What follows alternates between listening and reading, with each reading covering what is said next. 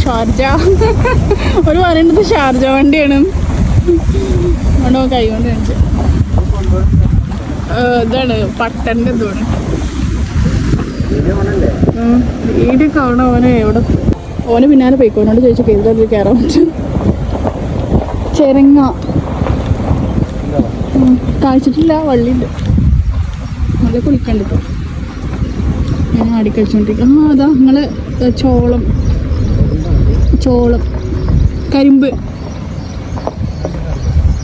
കറുകത്തോടെ ബദാം. അതേ മനോല് പിന്നാലെ കേട്ടോ.